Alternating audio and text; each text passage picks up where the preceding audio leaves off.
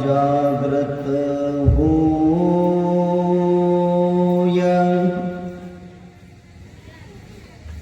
अंतर के गाठे खुले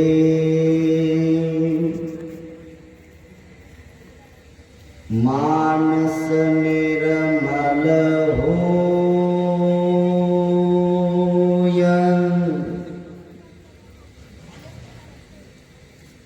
शील समाधि ज्ञान की बहे त्रिवेणी धार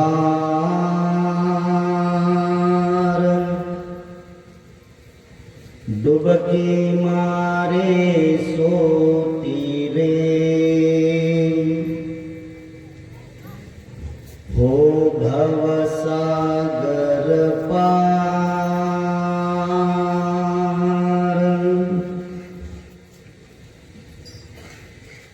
गंगा जमुना सरस्वती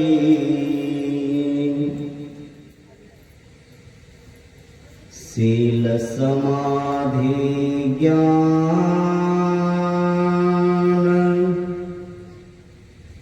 तीनों का संगम हुआ प्रगटे पद निर्वाण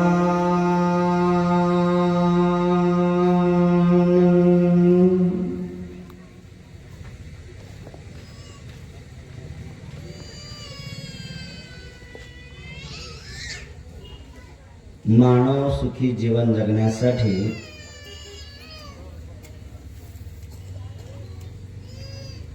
भगवान अनंत सम्यक संबुद्धांनी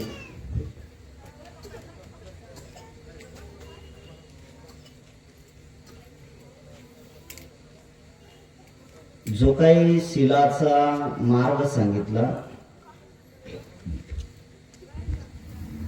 हा मार्ग प्रत्येक मनुष्याच्या सुखाच्या साठी आहे.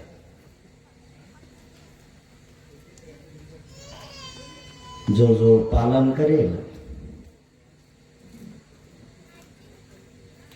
तो तो सुख धारण करेल.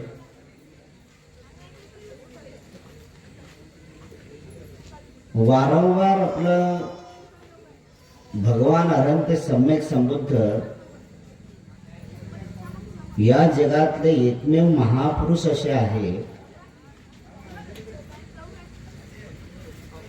की ते तर स्वतः जन्म मरणाच्या चक्राच्या पलीकडे निघून गेलेत.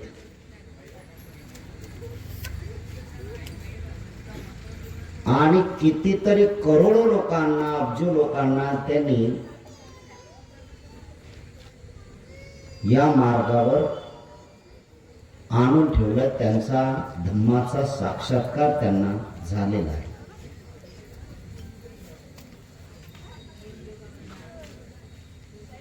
दुःखित माणसं त्यावेळेस होतात की त्यांच्या मनाप्रमाणे जर काम झाले नाही त्यावेळेस दुःखी होणार.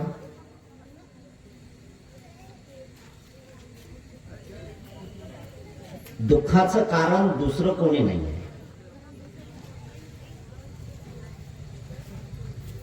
आपण दुःखाचे कारण आहोत. स्वयं दुःखाचे कारण आपण आहोत. कोणाला कशाचं दुःख, कोणाला कशाचं दुःख, कोणाला कशाचं दुःख.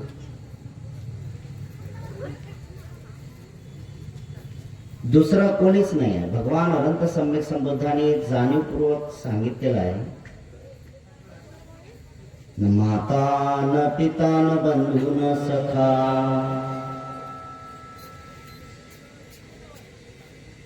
आई वडील भाऊ जेवढे कोणी जवळचे लोक आहेत तेवढं तुमचे हित करणारे नाहीत.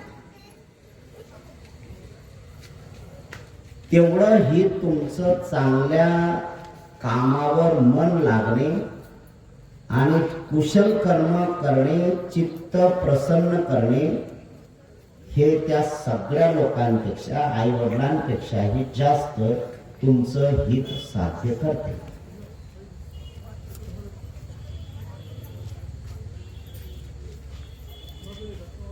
आपण त्या मनाचा विचार घेणं आणि त्या मनाप्रमाणे वागणं, ज्या मनाच्या विरुद्ध प्रक्रिया सुरू आहे ते तर मनाला सहन होतच नाही. कधी कधी आपण स्वतःही स्वतःच्या मनाचं ऐकत नाही. सगळेच जण, सगळ्या धर्मातले लोक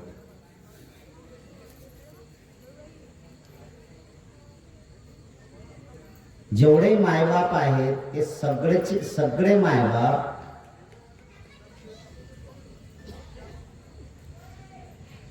माझे संतान, माझे लेकरं चांगले झाले पाहिजेत याचा सतत ध्यास करत असतात.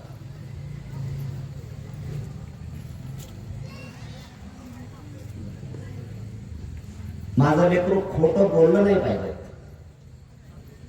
माझ्या लेकराने चोरी केली नाही पाहिजे,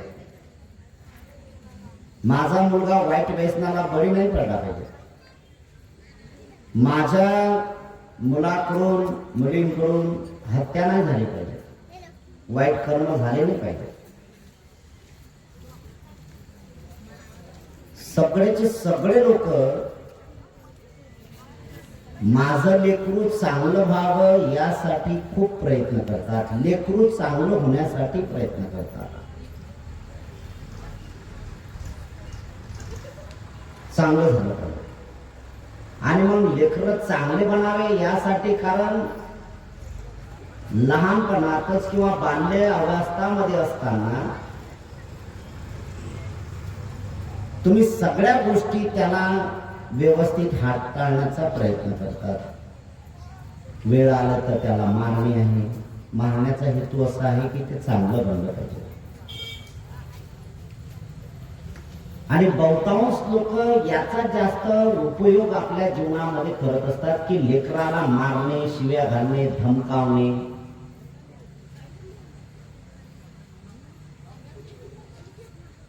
आई सुद्धा तिच्याकडून मारणं होत नाही म्हणून आई सुद्धा बापाचा धाक दाखवून बापाला बदनाम करते लेकरांच्या समोर. याचा स्वभावच बदलत नाही. आपण ते बदलण्यासाठी काय करतो तर त्याला धाका ठेवण्याच्या मानसिकतेतले लोक आपण आहोत, धमकावण्याच्या मानसिकतेतले आहोत. पण बुद्ध म्हणतात की हे सगळं चिरकालपर्यंत चालत नाही. तो आज घाबरे, 5 वर्षाचा असताना घाबरे, 10 वर्षाचा असताना थोडासा घाबरे, 15 वर्षाचा असताना अगदी थोडा घाबरे, 18 वर्षाचा असताना त्याला धाक वाटेल. पण जसं वय वाढेल ना तसा तसा तो प्रतिकात्मक क्रिया करायला सुरुवात करतो. आणि ज्या मायबापाला आपल्या लेकराला घडवायचं असेल त्या मायबापांनी पहिल्यांदा आपण स्वतः घडलं पाहिजे.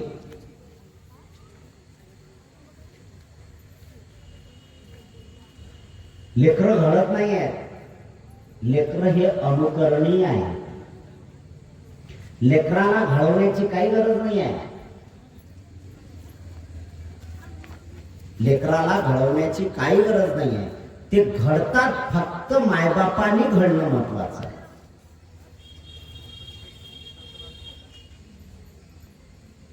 एक उदाहरण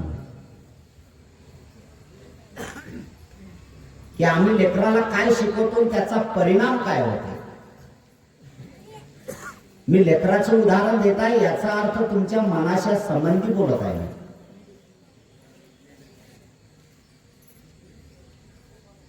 मी ह्या सगळ्या संबंधी बोलतो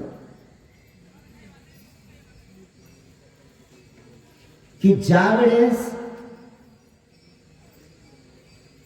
आपण लेकराला घडवण्याच्या किंवा लेकराला आपण धाक दाखवण्याच्या किंवा तो तसं करू नये यासाठी आपण घरात माय असेल, आई असेल, वडील असतील, बाप असेल, हे जे काम करतात ना तर हे भान विसरलेले लोक असतात. एक छोटं उदाहरण. आई लेकराला जाणीवपूर्वक शिकवते, ते कोण्या धर्मातली आहे याच्याशी घेणं नाही, पण लेकराला काय शिकवते, जाणीवपूर्वक एक गोष्ट शिकवते की खोटं बोलणं बाळा पाप आहे. खोटं बोलणं पाप. तुम्ही तुमच्या लेकराला शिकवता का खोटं बोलणं पाप आहे. त्याच्या मनावर एवढं काय हॅमरिंग करता तुम्ही, सतत हॅमर चालू असते तुमचं, सतत खोटं बोलणं पाप आहे, खोटं बोलणं पाप आहे. तो त्या मानसिकतेत येतो की पाप काय आहे. तुम्ही सांगत असताना खोटं बोलणे पाप आहे असं ज्यावेळेस सांगतात ना, तर तो तुमच्या चेहऱ्याचे एक्सप्रेशन वाचतो, तो तुमच्या चेहऱ्यावरचे हावभाव वाचतो. खोटं बोलणं पाप आहे. तो केवळ फक्त कल्पना करतो की खोटं बोलणं पाप आहे.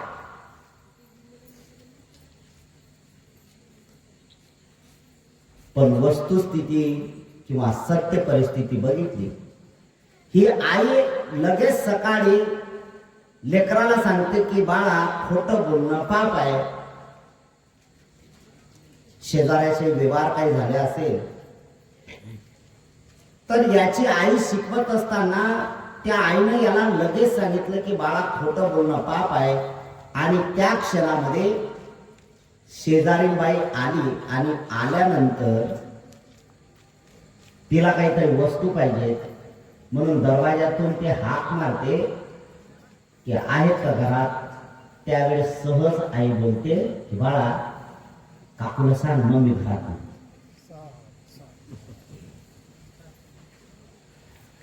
खोटं बोलणं त्याच्यात ते ध्यानात येते, खोटं बोलणं पाप आहे, पण खोटं बोलणं पाप नाही आहे.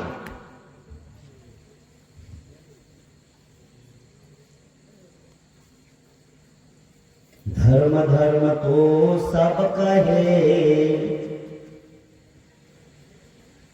धर्म ना समझे कोय.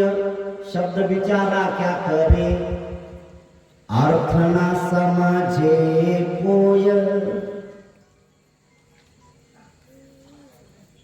धर्मातला अर्थच नाही कळत. धर्माचा अर्थ कळला असताना तर घरात काय शिकवतो आपण लेकराला, इथं बुद्धी जाणीव त्याला असती.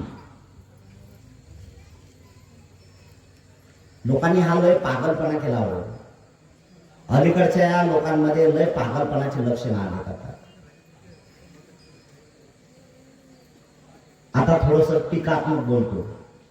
टीकात्मक म्हणजे कोण्या धर्मावर टीकात्मक नाही, मी सार्वजनिक टीकात्मक बोलतो.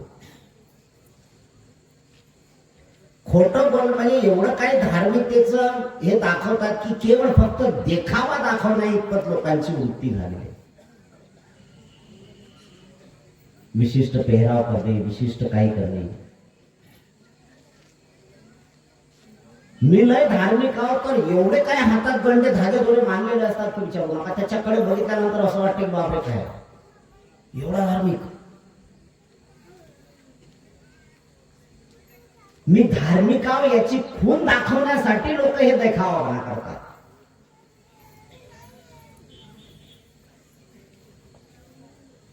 तुम्ही ते दाखवण्यासाठी करत असाल तर तुम्हाला त्याचा काय लाभ आहे. अपने आप को आपल्याला जाणवलं. देखो अपने आप को, समझो अपना आप. अपने को जाने बिना कैसे मिटे भव संताप. दुःख दूर कधी होईल आपलं. स्वतःला जर आपण पाहिलं नाही, आपण स्वतःला जर डोकावून जर बघितलंच नाही तर दुःख दूर कधी होईल.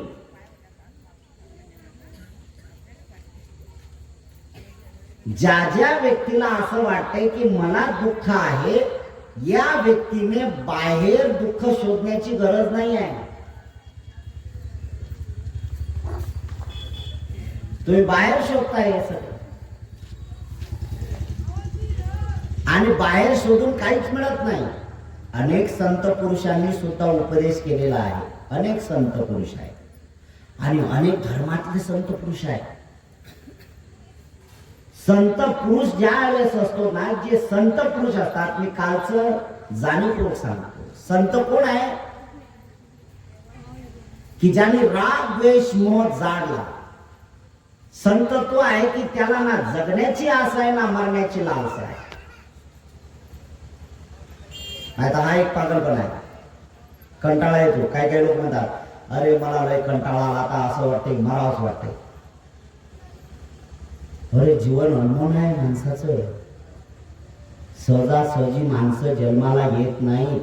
मनुष्य जाती दुर्लभो. माणसाचा जन्म दुर्लभ आहे. सहजासहजी माणसं जन्माला येत नाही. आणि माणसं जन्माला येण्यासाठी कितीतरी जीवनातल्या पुण्य पारमिता लागतात. माणसं जन्माला येण्यासाठी, आणि माणसं जन्माला येण्यासाठी किती पुण्य पारमिता लागतात हे तर महत्वाचंच आहे. किती जन्म जातील. म्हणून पहिल्यांदा बुद्धत्व प्राप्त झालं, आणि बुद्धत्व प्राप्त होत असताना सिद्धार्थ बोधिसत्व बुद्धत्व प्राप्त करतात, सम्यक संबुद्धत्व प्राप्त करतात. आणि त्यांच्या मुखातले शब्द अनेक जाती संसार दुःखा जाती पुन्हा पुन्हा. जन्म आहे तर दुःख आहे, जन्म आहे तर मरण आहे.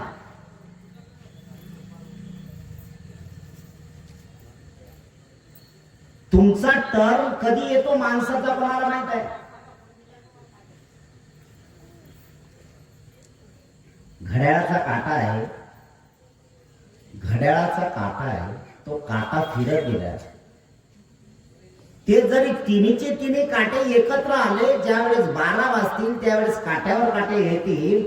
हे काटे येतील पण दिवस तो नसेल. वेळ ती असणार आहे पण दिवस तो नसेल, काळ तो नसेल, युग ते नसेल, कल्पते नसतील. सतत चक्र सुरू आहे, सतत चक्र सुरू आहे. आणि म्हणून मरत्या माणसाला, मी जगणाऱ्या माणसाला म्हणत नाही, मरत्या माणसाने हा विचार केला पाहिजे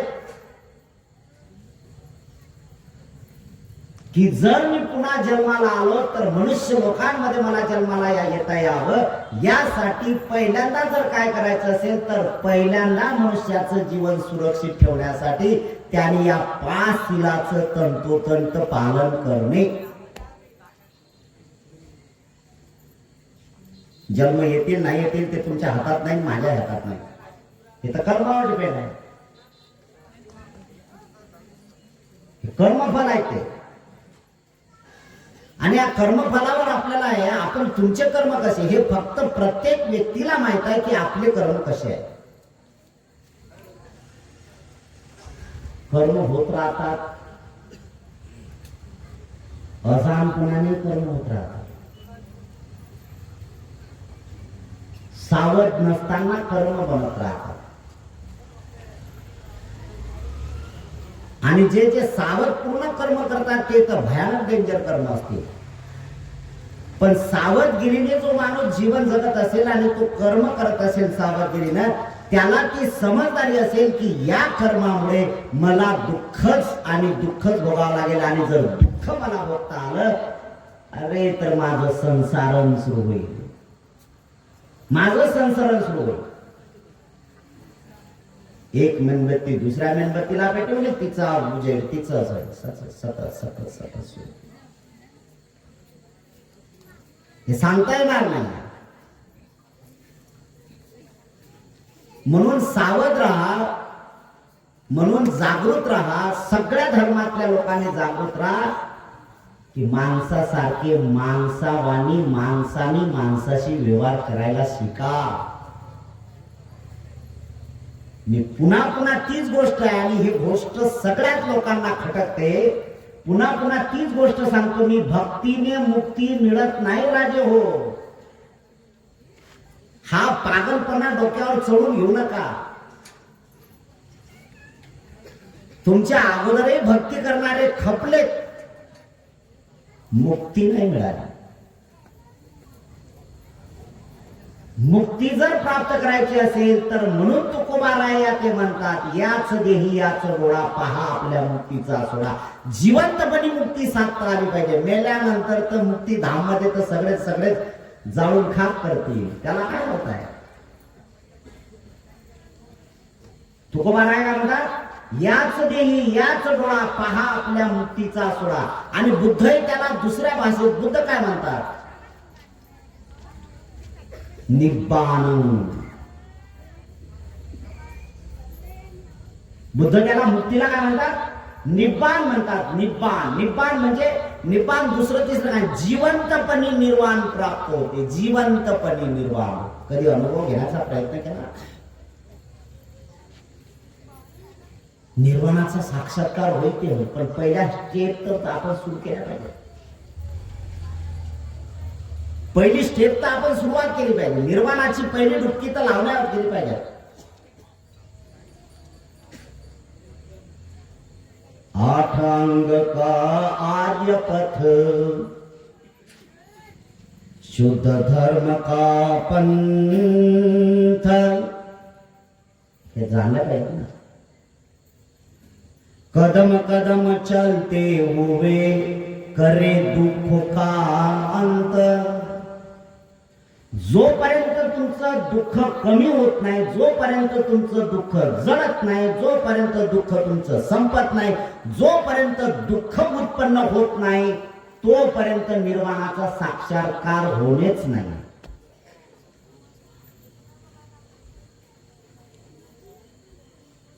पोपटपंची बोलणे फार सोपी आहे, फार सोपी आहे.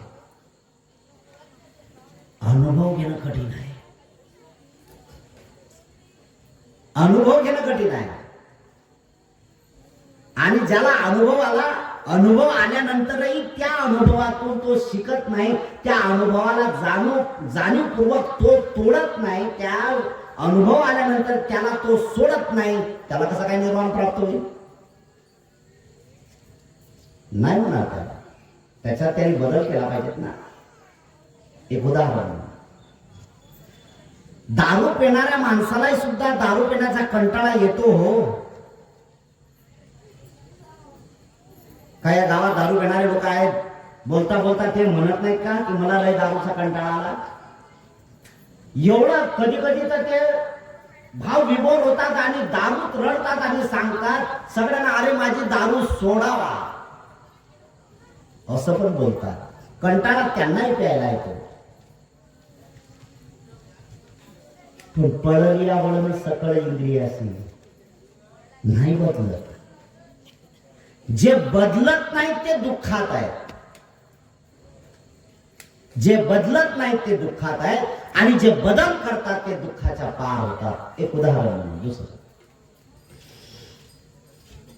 भगवंत दुःखातून मुक्त होण्यासाठी प्रत्येकाला मार्ग सांगतात आणि तो प्रॅक्टिकल सांगतात. भक्ती करा हा बुद्ध कधीच कोणाला सांगत नाही. भगवंतांनी कोणाला सांगितलं नाही की भक्ती करा म्हणून.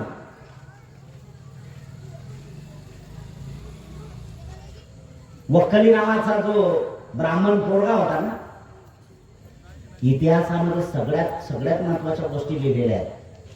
तो कोणाचा इतिहास असू द्या, हिंदूचा असू द्या, मुसलमानाचा असू द्या, ख्रिश्चनाचा असू द्या, जैनाचा असू द्या, या सगळ्यांमध्ये एक गोष्ट, एक शब्द प्रयोग आलेला आहे की त्या माणसाला ते पद प्राप्त होते की ज्या माणसांमध्ये 32 लक्षणं आहेत. तुमच्या आमच्यात आहेत का? नाही. आणि ते प्रयत्न केले पाहिजे की मला अमुक लक्षण 32 लक्षणापैकी एक लक्षण आलं पाहिजे. यासाठी ते सराव केला पाहिजे. आणि हे सराव करत असताना याला माणसाची जात लागते म्हणून तुकोबाराया म्हणतात इथे पाहिजे जातीचे हे काम नव्हे येड्या गबाड्याचे. इथे जातीचे कोण पाहिजे? जातीचे मराठा, कुणबी, हिंदू, ख्रिश्चन, जैन, बौद्ध, जात कुठली? पुरुषार्थ. पुरुषार्थ कोणाचा आहे? माणूस आहे. माणसांमध्ये पुरुषार्थ पाहिजे. तो पुरुषार्थ पाहिजे की मला हे गोष्ट साध्य करता आली पाहिजे, मी हे साध्य करणार. हे जे चिकाटी तो लावतो किंवा ह्यासाठी जो प्रयत्न करतो त्याला पुरुषार्थ म्हणतात. बावळे लोक भक्तीत गळून पडत असतात. मी वारंवार तेच सांगते, भक्तीने मुक्ती मिळत नाही. इथे कर्म करावं लागतात. आणि मग प्रत्येक धर्मामध्ये ते गोष्ट सांगितली की 32 लक्षणयुक्त पुरुष पाहिजेत. तो 32 लक्षणयुक्त, आणि ते 32 लक्षणं काही एका जन्मात साध्य होतात असं नाही. एका जन्मात जर साध्य झाला असेल तर तो महापुरुष आहे, त्यामध्ये काही प्रश्नच नाही आहे. सिद्धार्थ बोधिसत्वाला 32 लक्षणं झाले, आणि 32 लक्षणं प्राप्त करण्यासाठी एवढा दृढ संकल्प लागतो, एवढा दृढ संकल्प लागतो की काल आपण पाहिलं की यशोधरेने एवढा दृढ संकल्प केला होता की त्या दृढ संकल्पावर सिद्धार्थ बोधिसत्व बुद्धत्व प्राप्त करू शकले.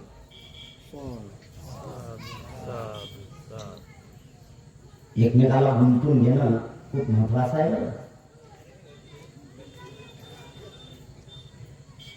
वैवाहिक जीवनाची पद्धती, विवाह करणे, लग्न करणे हा तेवढा मर्यादित संकुचित विचार नाही आहे. एवढा दृढ विश्वास पाहिजेत ना. आता काही काही रील पाठवतात, व्हॉट्सअपवर आहेत, फेसबुकवर आहेत, मी पाहिले तसे. अगदी म्हातारे झालेले आहेत, बायको नवरा, त्यांचे चित्र बघितल्यानंतर बिचारे ते करता येत नाही, खातात कसं काय. आजही सुद्धा भारतामधले असे आहेत. तुमच्याही गावात असतील, नाही असं नाही आहे की त्या म्हाताऱ्याला ना लेकरू सांभाळत, ना मुलगा सांभाळत, ना सासू सून सांभाळत, ना कोणी सांभाळत नाही, असून कोणी कामाचे नाही, बिचाऱ्या हाताने धरून खातात. त्या लोकांचा विचार करा. आणि तिथून जे येते की ती महिला किंवा त्याची बायको ज्या वेळेस ते येतात ना, त्या वयामध्ये येतात ना, तर त्या वयात येतात की ज्या वेळेस लेकरं ना समज असतात, मुलगा असो की मुलगी असो, एकमेकाला हाताला धरून चालतात किंवा खेळतात ना, त्यांच्या चित्तामध्ये जराही कुठल्याच प्रकारची संकोच भावना नसते. तीच भावना म्हाताऱ्या माणसांच्या चित्तामध्ये येते की जराही स्त्रीच्या बाबतीत ना पुरुषाच्या बाबतीत जराही संकोच भावना नाही. फक्त एकच असते की नातं जोडलेलं असते आणि ते टिकवण्याचं काम करत आहे. ती म्हातारी तिला बिचारी उठून येत असताना ते करते, खाऊ घालते, घ्या खा. आपल्याशिवाय दोघांची जोडी आहे, कोणी कोणाचं करण्याला तयार नाही. एवढं श्रेष्ठ नातं आहे पती पत्नींचं. का उगाच थोडी असं झालंय. पती पत्नी झाला, लग्न झालं, ते झालं, तू शिकला मी शिकले, झालं, तू कलेक्टर मी कलेक्टर, झालं सगळं, तू एक सांभाळत मी एक सांभाळतो, बस खतम काम. असं नाही. हे समज त्यावेळेची, दोघांमध्ये ही समज त्यावेळेची की ज्यावेळेस दोघ जण एका घरात राहतात त्यावेळेस त्या दोघांमध्ये समज काय येईल माहित आहे का? की जर का बायको स्वयंपाक करायला बसली ना, तर तो नवरा तिथं जाऊन बसतो आणि भाकरी शेकण्याचं काम तो करतो. ही चपात्या बनवेल आणि ती शेकण्याचं काम करेल. कारण त्यांना माहित आहे विश्वात आमच्या दोघांच्या पलीकडे कोणीच नाही. हे तर उगीच नाते लावले हो, उगीच लावले नाते हे. हा माझा तो माझा तो माझा तो माझा, सगळे स्वार्थाचे लोक आहेत, कोणी कोणाचा नाही आहे. आणि मग कोणी कोणाचा नाही तर यासाठी मनाला सक्षम करण्याचं काम केलं पाहिजेत ना. मनाला एकत्र करण्याचं काम केलं पाहिजे, त्यासाठी प्रयत्न करणं गरजेचं आहे. आणि हे दृढ नातं टिकवण्यासाठी महत्वाचा उपदेश भगवान अनंत सम्यक संबोधाने केला. संपूर्ण लोकांच्या दुःखाचं संशोधन केलं आणि दुःख का निर्माण होते याचा अंतिम टोकापर्यंत गेला आणि सत्य जाणलं आणि त्यानंतरचा लोकांना उपदेश अनुभव घेतला आणि लोकांना त्यावेळेस सांगितलं. 32 लक्षणयुक्त महापुरुष लागतात, एका जन्मात साध्य होत नाही. सिद्धार्थ बोधिसत्वाला 32 लक्षणं त्या जन्मात प्राप्त झाले, त्याच्या अगोदर कितीतरी हे पुण्य पारायण. एक आपण समजूया, तुम्हाला समजवण्यासाठी हे सांगतो की बुद्धाला जन्माला येण्यासाठी अनेक प्रकारच्या चालण्या लागतात. चालणी माहिती आहे ना? आता गहू चालू आहेत ना, गहू कापणी सुरू आहे की नाही? गहू कापत असताना ते आहे ना, थ्रेशर आहे किंवा दुसरं काहीतरी आहे मशीन, हार्वेस्टर वगैरे आहे ना. ते गहू कापते, ते स्वतःच गहू कापते, त्याचं जे करते सगळंच आहे. डायरेक्ट त्याला गोणी लावायची, बाजूला करायचं, बरोबर आहे का नाही? त्याला चालणे किती माहित आहे का? किती चालणे? 3 चाळणी. 3 पहिला गवत एक सगळं आहे, त्याचा भुसा वगैरे एकत्र, त्याच्यानंतर त्या फॅन मधून तो भुसा बाहेर होतो, गहू खाली पडतात, त्या गव्हातून आहे तर माती किती आली तर माती बाहेर भेटते, त्याच्यानंतर शुद्ध तुम्हाला गहू मिळतात. 3 चाळणी. अशी प्रत्येक माणसाला चाळणी लावा लागेल. आता जे जे पहिल्याच्या याच्यात जर निसर्गामधल्या गोष्टी पहिल्याच्या याच्यात जर जे जे बाद झाले, ज्याने गारेंचा मार खाल्ला, जे जे त्याच्यातून वेगळे झाले किंवा त्याला तुळवण्यात आलं किंवा काय झालं किंवा जन्मताच तो कुचर निघाला, तो त्याचा दोष आहे. तो त्याचा दोष आहे. मी जे बोलतोय हे समजत आहे ना तुम्हाला स्पष्ट? मला असं वाटतं की डायरेक्ट बोलण्यापेक्षा हे असं बोललेलं बरं आहे की ते तुम्हाला समजेल. हे सगळं काम आहे. दुसरं एक उदाहरण सांगतो. पूर्वी म्हणजे जवळजवळ 20-25 वर्षाच्या अगोदर, 30 वर्षाच्या अगोदर, 40 वर्षाच्या अगोदर तुम्ही सगळे लोक जे 50 वर्षाचे आहेत, 60 वर्षाचे आहेत, असे लोक जे आहेत, तेल कुठून आणायचं? आठवडी बाजारातून तेल आणायचे ना, आठवडी बाजार. ते कुठलं आणायचे? घाणीचं तेल. शेंगदाणे, तीळ, जे काय असेल, करडी, ते घाण्यावर जायचं, शेंगदाणे टाकायचे, त्याच्यात तुम्हाला दिला. आता शेंगदाण्याचं जर तेल तुम्हाला तिथं मिळत होतं तर त्याच्यातून बघितलं तर ते घाणा तो होता, तो ओपन होता, असा काही बंदिश होता का तो? त्याच्यात येणारी धूळ आहे, काय आहे, ते त्याच्यात सगळं आहे. एवढं शुद्ध होतं का ते? नाही. मग त्याच्यापेक्षा आता तेल निघालं, आता डायरेक्ट मशीना निघाला. मशीना निघाल्यानंतर त्या कॅनीवर, त्या डब्यावर लिहून येत असते तेल कुठलं आहे? सोयाबीनचं आहे, पण त्याला नाव दिलेलं आहे फिल्टर. नाव काय दिलं? फिल्टर. म्हणजे फिल्टर केलं म्हणजे नेमकं काय केलं? काय केली? चाळणी केली. आता काही काही डब्यांवर किंवा काही काही कॅनीवर त्याच्यात लिहिलं डबल फिल्टर. कारण यांनी समाधान झालं नव्हतं का?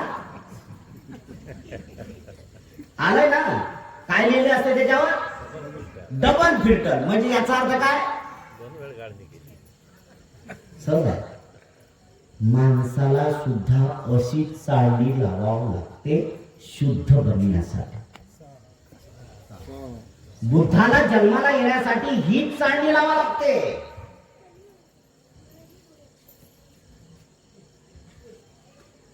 वाटोळ झालं भक्ती करून, चाळणी लागलीच नाही. वारंवार तेच सांगतो मी, चाळणी लागतच नाहीये. चाळणी करायची असेल तर तुम्हाला पहिल्यांदा त्या मशिनरी मध्ये तुम्हाला त्याचे तुकडे तुकडे करून करावं लागेल. शुद्ध बुद्धाला जन्माला येण्यासाठी आणि ते बुद्ध 3 टाईपचे आहेत. पच्चक बुद्ध, श्रावक बुद्ध आणि सम्यक संबुद्ध. श्रावक बुद्ध तयार होतात म्हणजे अनंत तयार होतात, मग बुद्धच आहे ते. मग श्रावक आहे ते, श्रावक म्हणजे सम्यक संबुद्धाने जे काही कथन केलं, जे काही कथन केलं ते ऐकलं, ते श्रवण केलं आणि त्याप्रमाणे काम करत आहे आणि चित्ताला शुद्ध करण्याचं काम करत आहे. तेवढी प्युरिटी त्याच्यात आली, तो सुद्धा ते आहे. पण ते त्याच्या करून आपण ऐकलं म्हणून सम्यक संबुद्ध होत नाही. वो अपना ज्ञान नहीं होता है, वो पराया ज्ञान होता है. ते स्वतःचं ज्ञान नाही आहे. लाख देवाने सांगितलं हो, सगळेचे सगळे देव बोंबलत बसलेत बिचारे. आताही बोंबलत आहे देव. देवाची गोष्ट सांगतो, देवाचं माझं लय भांडण आहे, त्याचं माझं लय भांडण आहे. एक तर तो खोटा असेल, नाही तर लोक खोटे असतील. डायरेक्ट दुश्मनीच घेतो मी त्याच्याशी. होऊन जाऊ दे, तू कर माझं भलं, नाही तर मी तुझं वाटोळा करण्यासाठी तयार आहे. हे सगळ्या काल्पनिक गोष्टी आहे, सगळ्या काल्पनिक गोष्टी आहे. तुम्ही बुद्धाच्या जवळ ये, मूर्तीच्या समोर, फोटोच्या समोर माथा ठेवा, कल्पना आहे, केवळ कल्पना आहे. वास्तव तर ते आहे ना. वास्तव काय? वास्तव ते आहे. इतिपिसो भगवान सम्मा संबुद्धो विद्याचरण संपन्नो सुगतो लोकविदु अनोत्तरो पुरीस धम्म सारथी सत्ता देव मनुष्यान बुद्धो भगवाती. हे वास्तव आहे. काय वास्तव आहे? आपण आपल्या मनाला पहिलाच प्रश्न केला पाहिजे. तुम्ही जे बुद्ध वंदना म्हणता ना, त्या बुद्ध वंदनेमध्ये पहिलंच आहे इतिपिसो भगवा.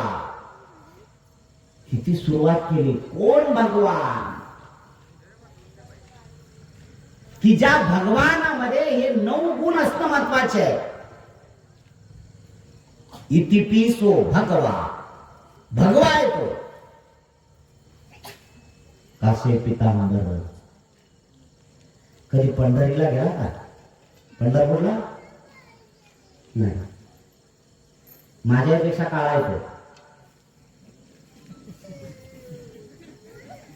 म्हणजे दुसऱ्या भाषेत जर सांगायचं गेलं तर कलर का पैसा मान सुरी नाही.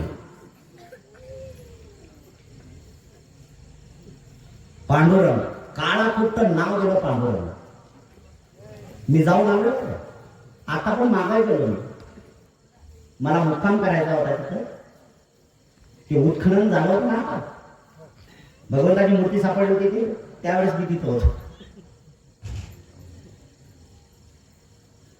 मी तिथं जाऊन, कारण पंढरपूर हे खूप मोठं तीर्थस्थान आहे. अरे गाडगे महाराज जात होते तर मला काय जाता येत नाही?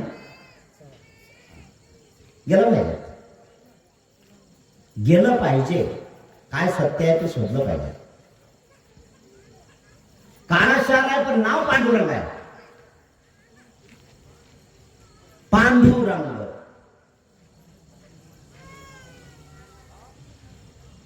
ज्याचा रंग पांडू आहे त्याला दुसऱ्या भाषेत, पाणी भाषेतला अर्थ म्हणता येतं.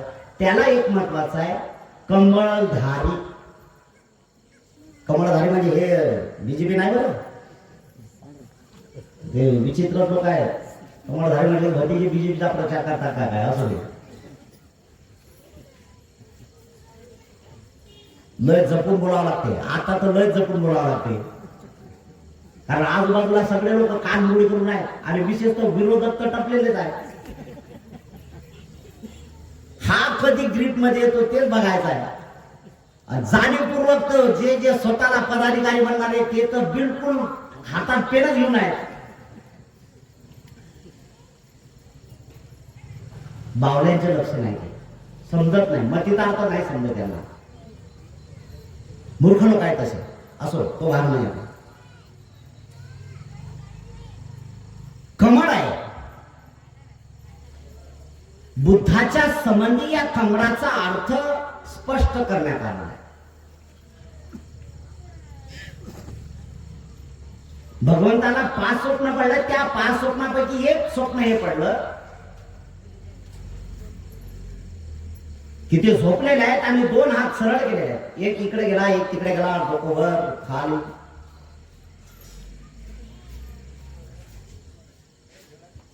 अगदी समुद्राला टेकण्याचं काम सुरू आहे.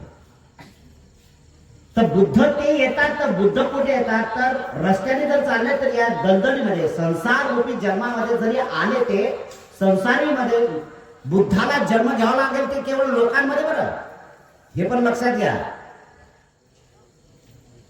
जे काही बुद्ध जन्माला येतील ना ते केवळ मनुष्याच्या पोटी जन्माला येणार आहेत, जनावरांच्या पोटी नाही आहेत.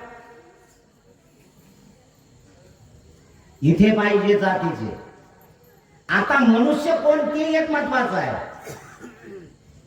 माणसं कोण, माणसंही महत्वाचीच आहेत ना. माणूस कोणाला म्हणायचं? माणूस त्याला म्हणायचंय की त्याच्यात नैतिकता आलेली आहे, तो माणूस. आणि नैतिकतेचे काही तत्व शिकवले, तो कोणत्याही धर्माचा असो आपल्याला घेणं देणं नाही त्याचं. त्या माणसामध्ये हे 5 गुण असले पाहिजेत, हे 5 तत्व असले पाहिजेत. कुठले 5 तत्व? तो हत्यारा असला नाही पाहिजे, तो चोरी करणारा असला नाही पाहिजे, तो व्यभिचारी असला नाही पाहिजे, तो खोटं बोलणारा असला नाही पाहिजे, तो निंदा करणारा असला नाही पाहिजे, तो चुगली करणारा असला नाही पाहिजे, आणि विशेष म्हणजे अपप्रचार करणारा असला पाहिजे, आणि नशा पता न करणारा असला पाहिजे.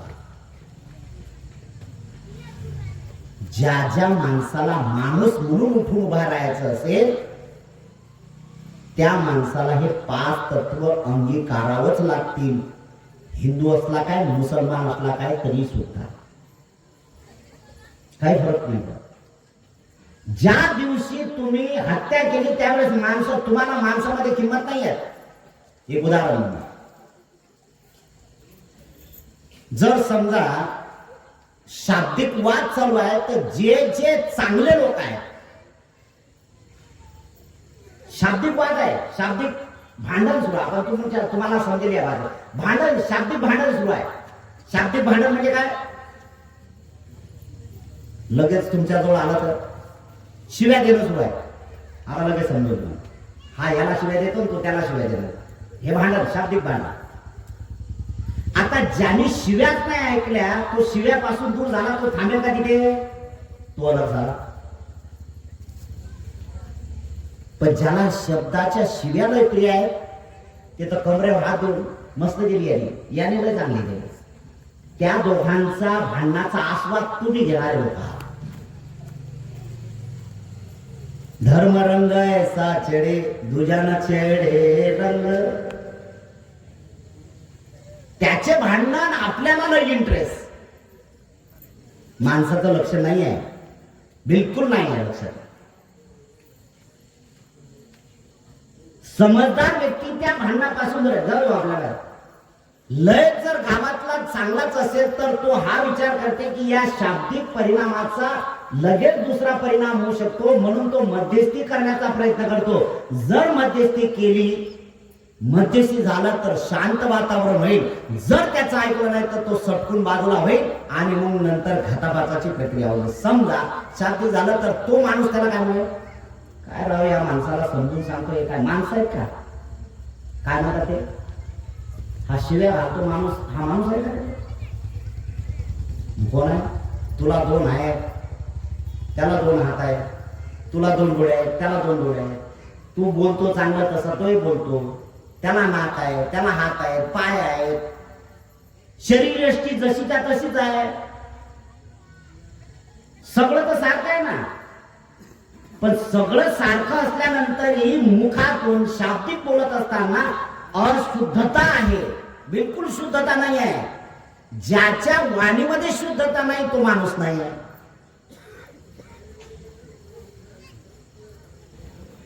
तसं शरीर हे घाण्याचं माहेर आहे. शरीर घाण्याचं माहेर आहे. काय काय शरीरात काय माहित नाही. सकाळी जर डोळे नाही धुतले तर चिपळ असतात. काय आपण डोळ्याचं वर्णन करतो, काय डोळे आहे, काय निळे शार डोळे आहे, काय काळे शार डोळे आहे, किती टपोरे डोळे आहेत. अरे घाण्यातले आहेत ना ते. कानावर वर्णन, काना झाला मळ झाला जास्त फुटला तर पसवायला लागते. नाक आहे सतत आपण जो श्वास सुरू आहे, श्वासाबरोबर नाकात जर शरीरामध्ये काहीतरी बिघाड बागाड झाला, वातावरणातला परिणाम झाला, थंड पाणी पिला किंवा गरम पाणी पिला, याचा परिणाम झाला की शरीरातून नाकातून शंभरू व्हायला सुरुवात होती. लय चांगलं धारदार नाक आहे, तलवारीचा घर आहे, काय नाकाला चापता शंभरूच आहे त्याच्या. सत्य आहे ना, वास्तव आहे का नाही? वास्तव आहे. तोंड आहे मोत्यासारखे दात, पांढरेचे दात, असे दात, पंक्तीदार दात. तोंड उघडलं की घामकन वास येतो. अरे हा ब्रश नाही करत. काय होत आहे त्याला? शरीर आहे, रक्त आहे, आपण आपल्या शरीराचे. काय कायना सवय आहे, लय चांगल्या सवय. आता तर पोरांना सवय लागल्या, तरुण पोरांना सवय की जे लक्षण पुरुषांचं नाही आहे. महिला ठीक आहेत बिचारा, काय काय आहेत बिचारा, पण काम करणाऱ्या ज्या महिला आहेत ना त्यांना आहे नाही. नख वाढवण्याचं काम. आणि मग जसे नख वाढवले की जसे चमडी तसा रंग नखाचा. नेल पॉलिश लावत बसा त्याला, सुंदर नख, चांगलं डौलदार, आकारबाज. जसा आपल्या शरीराचा रंग तसा नखाचा रंग. बस एवढंच येत आहे. किती जपल्या जाते. समजा काही झालं, लागलं त्याला, लागल्यानंतर नख मुळलं, तुटलं तर ठेवा त्याला, पर्स मध्ये ठेवा, दाखवा लोकांना, दाखवा शेजारी, एवढं माझं नख चांगलं होतं, एवढं. काय म्हणणार आहे ती? काय म्हणणार? हे तरी आहे ना. त्याच्यानंतर एक आहे दाताच्या संबंधी. एवढे चांगले स्वच्छ दात, शुभ्र दात, मोत्यासारखे दात, जोपर्यंत जोडलेले आहेत नाही. दात तुळल्याबरोबर आपले बालपणाचे दात आपण सांभाळून ठेवले का? म्हातारे झाला, दात पडला, सांगितलं नाही चांगला दात होता, ठेवून द्या. झालं का असं कधी? जोपर्यंत जोडलेला आहे तोपर्यंत ठीक आहे. एकदा का तुटलं, बिघड वागड झालं, घाण आहे सगळे. जे काय आपण चक्की सुरू करतो ना, चक्कीमध्ये गेल्यानंतर वरून धान्य टाकतो आणि खालून आटा बाहेर येते ना, पीठ येते का नाही बाहेर. आपण सुद्धा खाणं सुरू, चक्की सुरू आहे. आणि चक्की सुरू असल्यानंतर सकाळी ज्या वेळेस आपण आउटडोर जातो ना, बाहेर जातो का नाही, टाकतो तर आपली घाण आपल्याला वास पदर लावून चालले. टाकली कोण टाकली? आता टाकली जोपर्यंत पोटात आहे तोपर्यंत किती चांगलं आहे, किती चांगलं आहे. वास्तव आहे नाही, किती चांगलं आहे. बाहेर टाकल्याबरोबर दुर्गंधी व्हायला सुरुवात होते. दुर्गंधी बाहेर झाली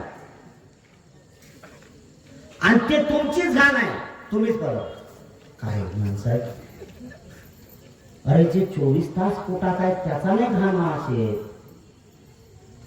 शरीर हे घाणेचं माहेर आहे. याच्या संबंधी काय नाही. याचं फिल्टर हे सगळं करण्यासाठी सगळ्यांचं शरीर आहे. या सगळ्याच्या शरीरासाठी तो एक महत्वाचा भाग आहे की चित्त हे महत्वाचं आहे. याला बिघडवागड करतात लोक. याच्या संबंधी बिघडवागड तुकोबाराय जाणीवपूर्वक म्हणतात, ठेविले अनंती तैशी चिरावे, चित्ते असू द्यावे समाधान. शरीराला बिघडवागड नका करू. अरे जन्मस्थ माणसाचा होत नाही राजो. आणि मग जर जन्म होत नाही, यदा कदाचित तुमचा जन्म माणसात झाला तर माणसाला वेगळ्या प्रकारची सवय लागल्या असेल. कोणी गुटखा खाय, बिघडवागड केलं शरीर त्याने. दारू पिणाराच तो विचारूच नका, डायरेक्ट लिक्विड आहे, सगळं बिघडवागड करून टाकलं. आता मला सांगा, मोटरसायकल प्रत्येकाकडे आहे का नाही?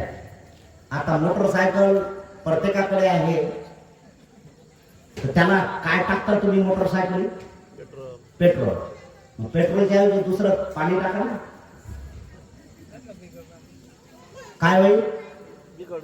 1-1.5 लाख रुपयाची मोटरसायकल आहे, त्याच्यात आपण पेट्रोलच्या व्यतिरिक्त त्याला जे खाणं आहे, त्या ज्या इन्स्ट्रुमेंटला जे पाहिजे, त्या ज्या मोटर बाईकला जे पाहिजे, खाद्य तिचं जे आहे की ज्यामुळे त्याला एनर्जी मिळते, ते एनर्जी त्याला देण्याचं काम, त्या एनर्जीनुसार ते चाक चालते. ते तुम्हाला जिथपर्यंत आहे, त्याच्यात पेट्रोलच्या ऐवजी दुसरं नाही टाकत तुम्ही. पेट्रोल त्याचं जे खाद्य आहे, तुम्ही डिझेल नाही टाकत त्याच्यात. डिझेल टाकता का? नाही टाकत. समजा येता कदाचित डिझेल टाकलं तर बिघड. मग आपण दोन होतो, कार्बोरेटर खराब झालं, ऍक्सिडेंट होत नाही, सगळं आहे, पिस्टन्स गेले. अरे राजा, तुझे कार्बोरेटर खराब झालेत ना, पिस्टन गायब गेलेत ना तुझे. अरे जे जेवण, जे आहार तुला एनर्जी पाहिजे, त्या आहाराच्या व्यतिरिक्त जर तू असं लिक्विड टाकत असेल, असं जर शरीराला बिघडवत असेल, तर ठेविले आनंदी कैशीची रावे चित्ते असू द्यावे समाधान. हे कसं होईल? नाही होते, बिलकुल होत नाही.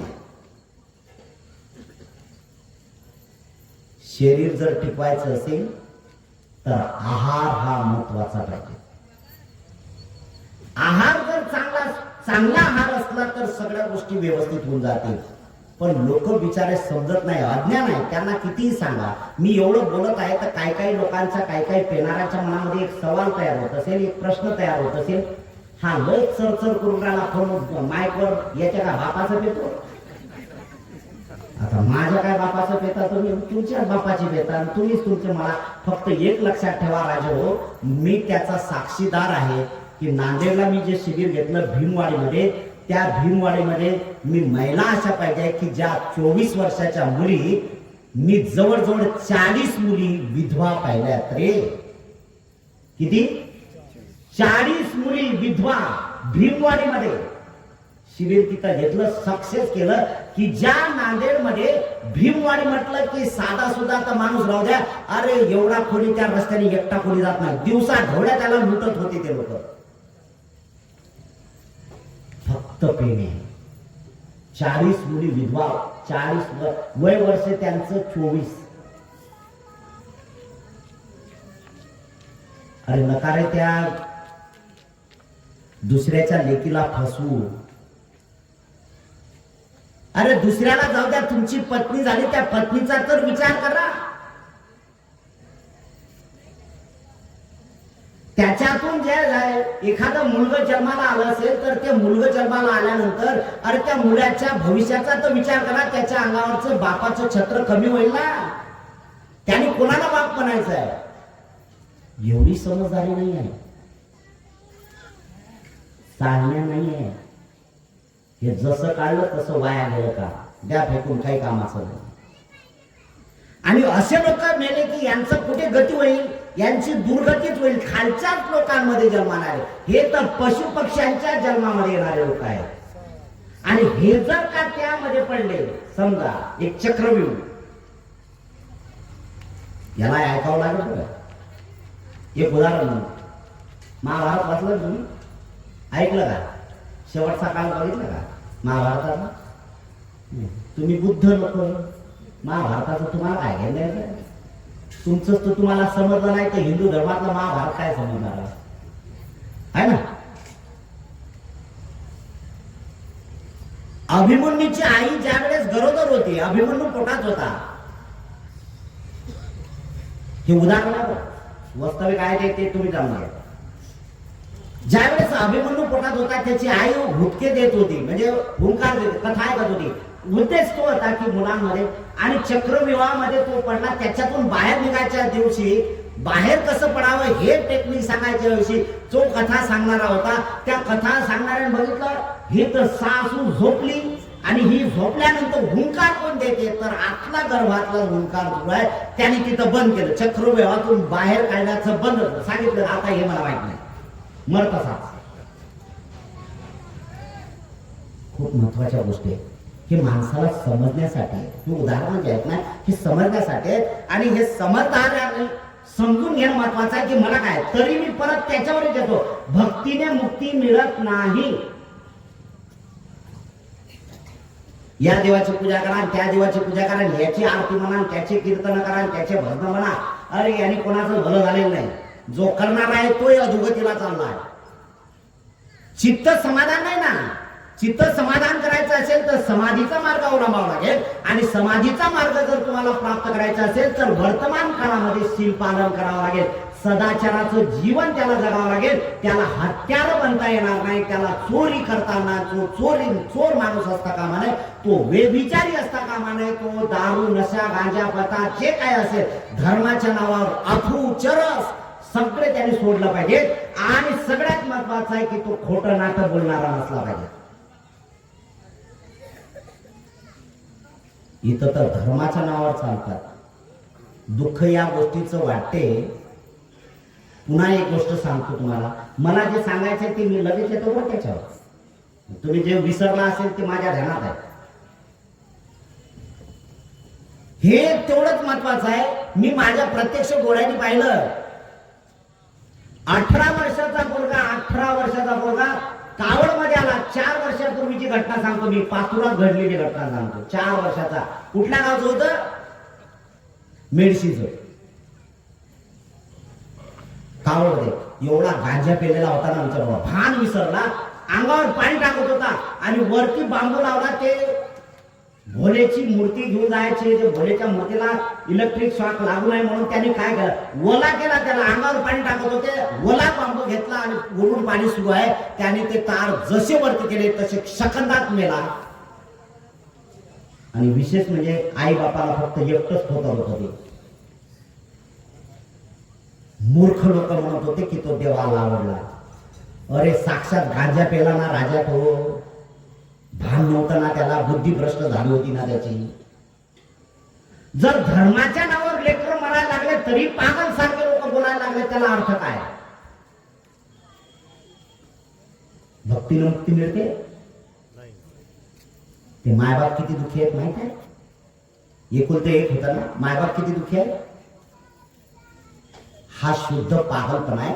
हे बदला. हे जोपर्यंत बदलत नाही तोपर्यंत माणसं होणे कठीण आहे. म्हणून पुन्हा तेच सांगतो, तुकोबाराय आयुष्यभर फिरले. 42 वर्षाच्या आयुष्यामध्ये ते फक्त एकच म्हणत होते, माझं माणूस हवा, माझं माणूस हवा, माझं माणूस हवा. उभ्या आयुष्यात माणसं भेटले नाही त्यांना. गाथा किती पाठ आहे बापरे, एवढ्या गाथा पाठ आहेत तुमच्या. तुकोबारायच्या गाथा अभंगचे अभंग पाठ आहे. अभंगाचा अर्थही माहित नाही. अभंग, जिथं भंग होत नाही तो अभंग. काय भंग होत नाही? निर्वाण कधी भंग होत नाहीये. निर्वाण कधी भंग होत नाही. भंग म्हणजे दुसराच याला पर्याय शब्द आहे. जे परिवर्तन होत नाही ते नित्य आहे, ते भंग, ते अभंग. जाणावं लागेल ना, मार्गाने तर चालावं लागेल ना. किती गाथा म्हणल्या, किती कीर्तन बोलले, किती काळ या सगळ्या गोष्टी भंग अभंग गायले, त्याला काय फायदा होत? काहीच नाही, काय होत नाही. आणि तुम्हाला तुमचं मन शुद्ध करावं लागेल, चालणी लावावं लागेल. एवढी चालणी लावावं लागेल, एवढी चालणी. म्हणून म्हणतो की मनुष्य जन्माला येण्यासाठी तुम्ही जे काय अगोदरच्या चालण्या लावल्या होत्या, म्हणून आपण भाग्यवान लोक आहोत की बुद्धाच्या द्वितीय शासनामध्ये आपण इथं जन्माला आलो. आणि आपल्याला शील समाधी प्रज्ञेचा अभ्यास माहित व्हायला लागला आणि त्यानुसार आपण ह्या सगळ्या गोष्टी करायला लागलो. हे आपण भाग्यवान समजलं पाहिजे की हा पुन्हा पुन्हा जन्म मिळत नाही. कोण गॅरंटी घेणार आहे तुमच्या जन्माची? पुन्हा पुन्हा जन्म येत नाही. अरे या माणसाच्या जन्मामध्ये मला सार्थकी करायचं आहे. याच देही याच डोळा पहा आपल्या मुक्तीचा सोडा. मला मुक्ती प्राप्त करायची आहे, मला निर्वाण प्राप्त करायचे आहे. आणि मुक्ती प्राप्त करायची असेल तर मला प्रयत्न करावा लागतील, पुरुषार्थ करावा लागेल. आणि पुरुषार्थ करण्यासाठी तुम्हाला बुद्धांवर श्रद्धा ठेवावं लागेल. हे करावं लागेल तरच होईल. जीवन जगण्याचं आहे. आणि मग बुद्धाचं आहे. प्रत्येक धर्मामध्ये सांगितलं की लक्षणयुक्त माणूस, 32 लक्षणयुक्त माणूस तो आपल्यात येते आणि तो महापुरुष बनतो. 32 लक्षण आहे, एका जन्मात होत नाही. एका जन्मात 32 लक्षण घडत नाही. कार्य करावं लागते.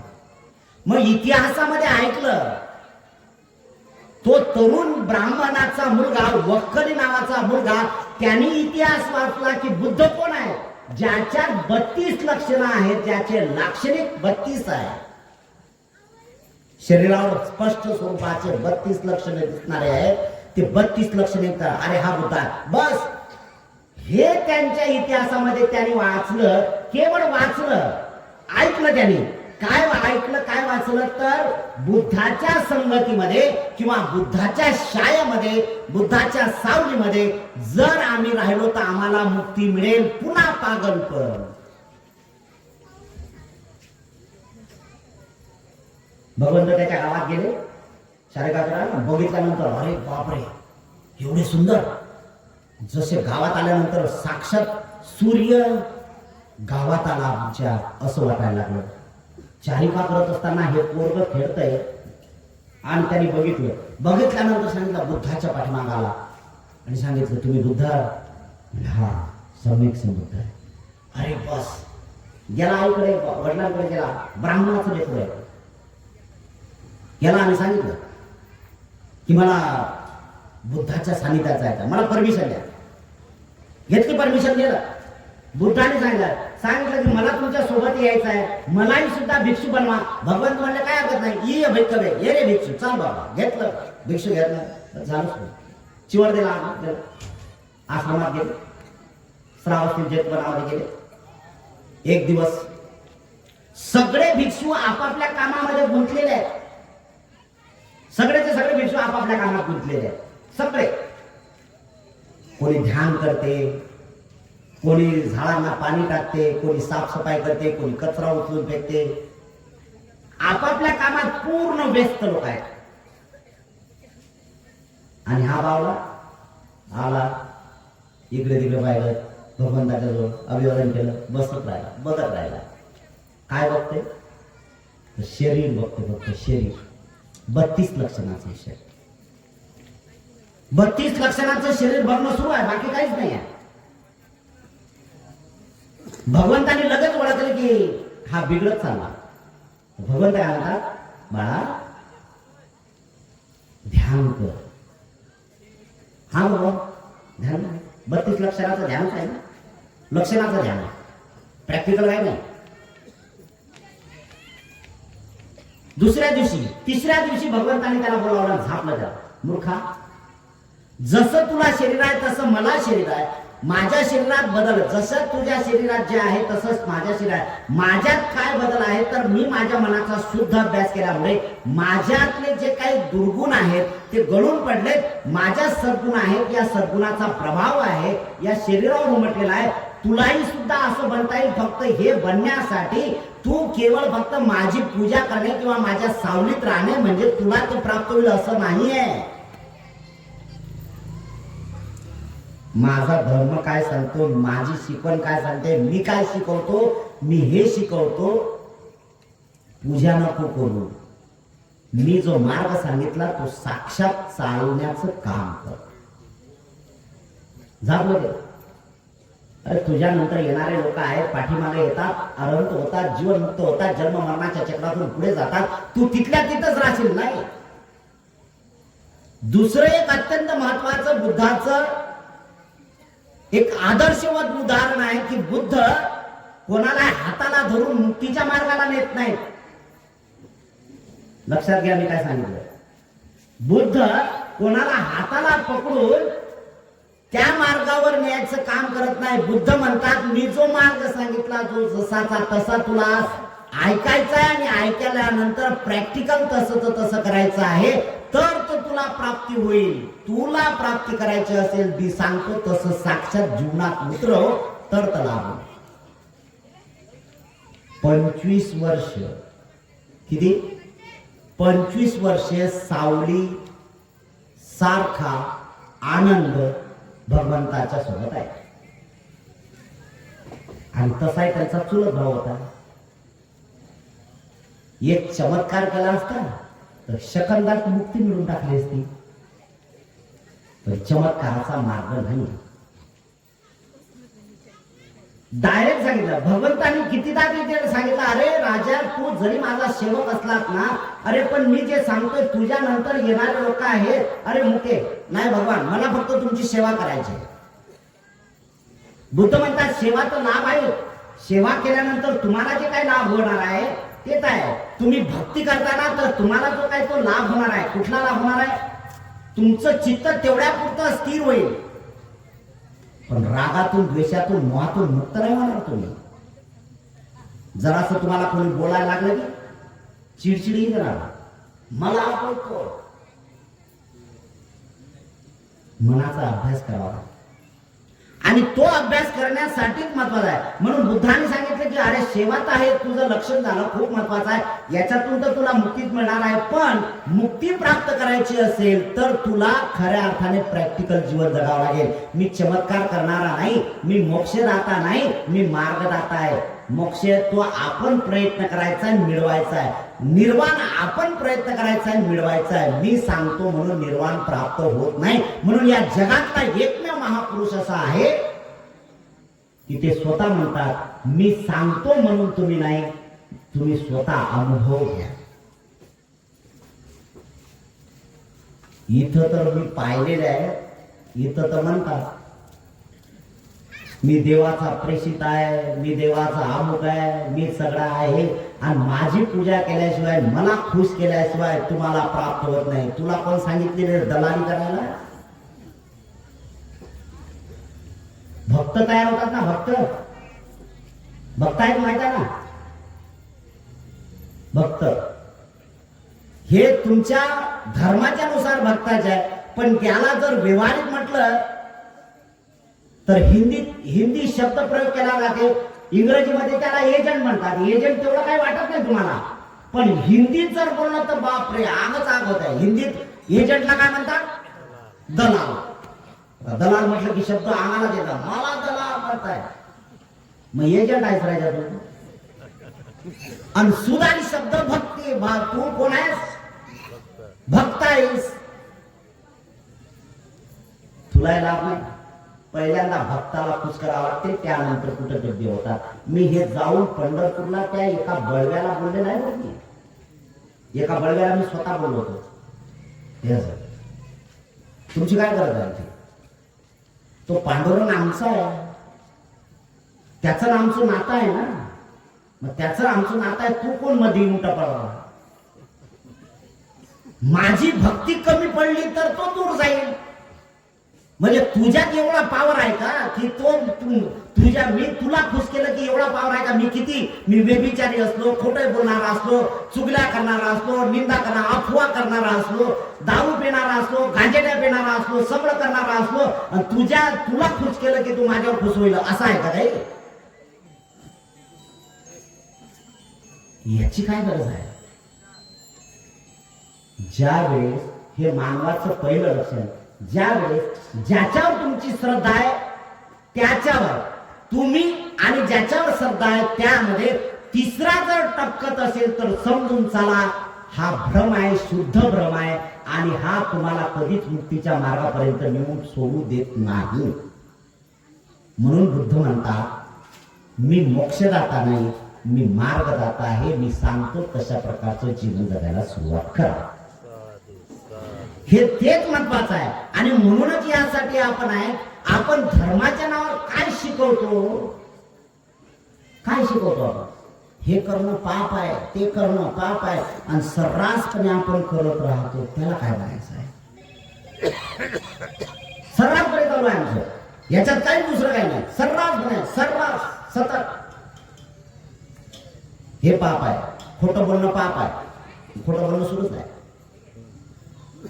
खोटं बोलणं अमुक आहे, सतत सुरूच आहे. आम्ही सरळ सांगतो की ह्या सगळ्या गोष्टी हेच आहे. म्हणून माणूस बनणं किती कठीण आहे, तर माणूस बनण्यासाठी हे 5 तत्व महत्वाचे आहे. ज्याच्या या 5 तत्वाचा ज्यांनी भंग केला नाही किंवा या 5 गोष्टीचं त्याने जीवनामध्ये अंमल केला, या तत्वानुसार तो आचरण करायला लागला, हा तर शरीराने तर शुद्ध होतोच होतो,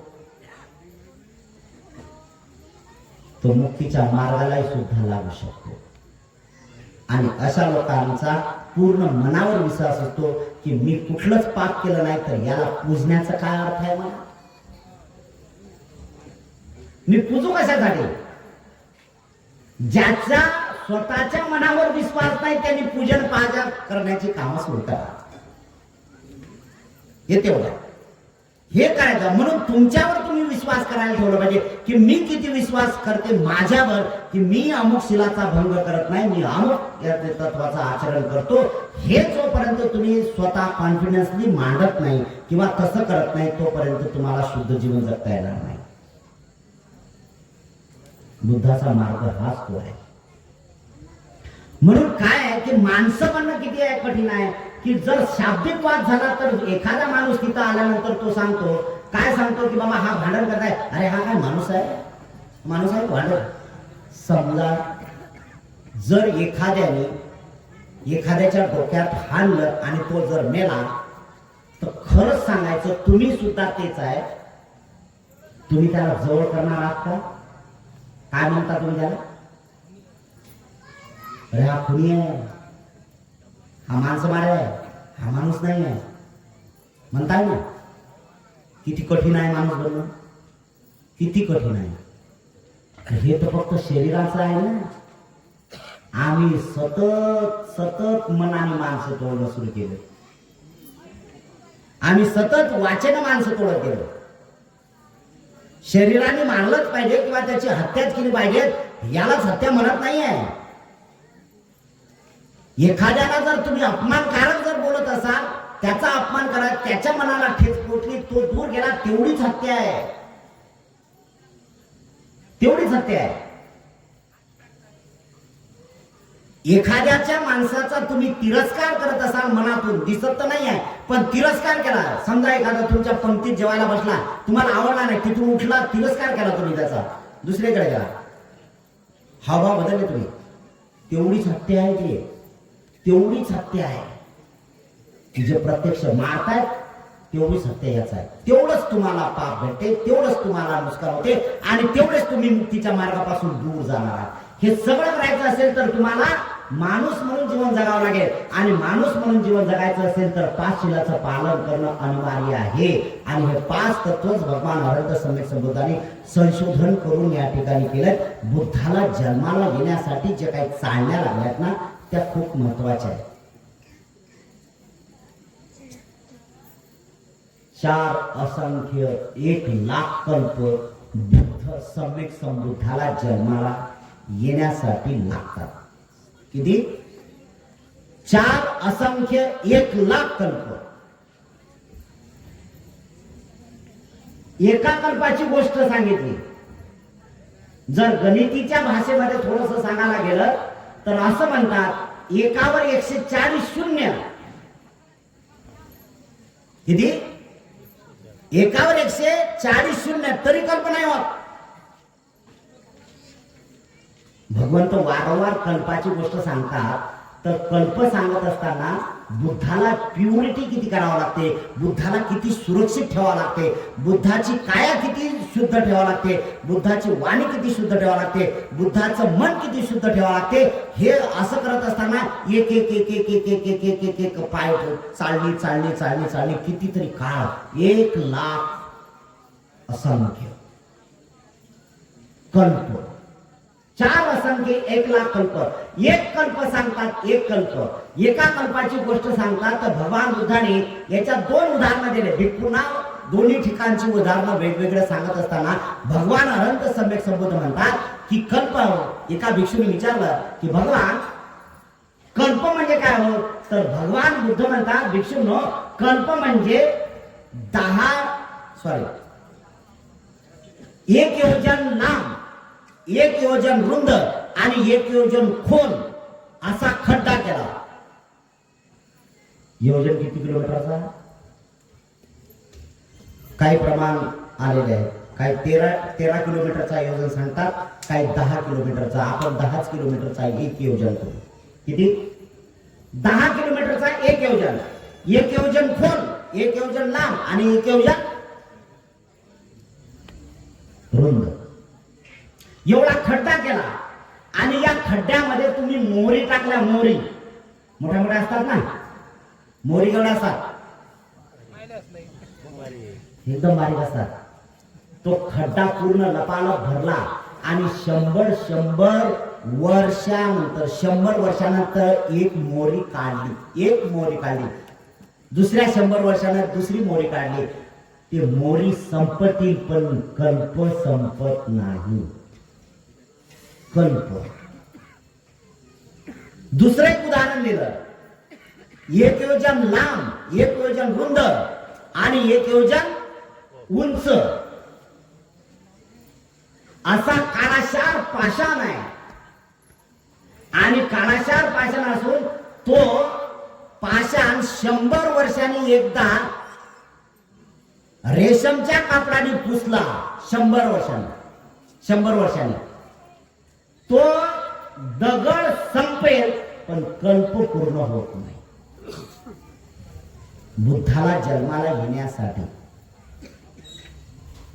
अरे हे अवतारी जन्मतातच कसे मला हे समजत नाही.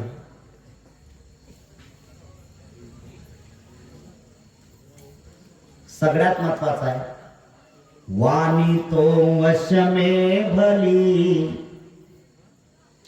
वश में भला शरीर, पर जो मन वश में करे वह शूर वह वीर. वीर कोण आहे? शूर कोण आहे?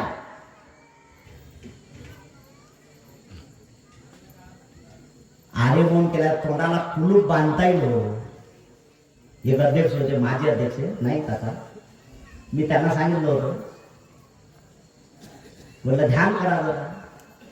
जात चिडले ते बिलकुल ब्रशब्द बोलत नव्हते. अरे त्यांचा शब्द विकत घ्यायचा, लोक त्यांच्या शब्दाला त्रस्त व्हायचे की कधी बोलतात. काय काय तर बिचारे रडत होते. बोला बाबा, काय करू नका पण बोला, तरी बोलत नव्हता बाबा. एवढं तोंडाला कुलूप लावलं.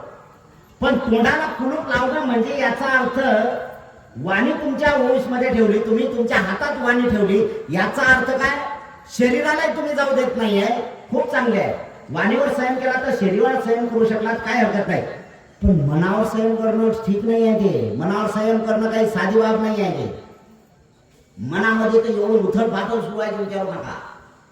तो माझ्यापेक्षा जास्त श्रीमंत झाला, त्याला जेवढे पैसे येतात तेवढेच नाही. अरे मला परत पद पाहिजे. मनातल्या गोष्टी आहेत, मनातल्या गोष्टी येत नाही. मन नाही ना स्वस्थ बसू दे. तुम्ही भलाई शरीर आपल्या ताब्यात ठेवणार आहात. भलाई शरीर तुमच्या ताब्यात ठेवायला हवी. तुम्ही तोंडाला कुलूप लावणार, मनाला कुलूप कोण लावणार आहे? मनात तर एवढं उथल पुथल चालू आहे की विचारू नका. आणि जर शुद्ध काम केलं, जर जोपर्यंत तुम्ही मनाला संयमित, तुमच्या मनाला तुम्ही हातात घेत नाही, तुम्ही तुमच्या मनावर संयम ठेवत नाही, तोपर्यंत वाणीवर संयम नाही होत आणि शरीरावर संयम होत नाही.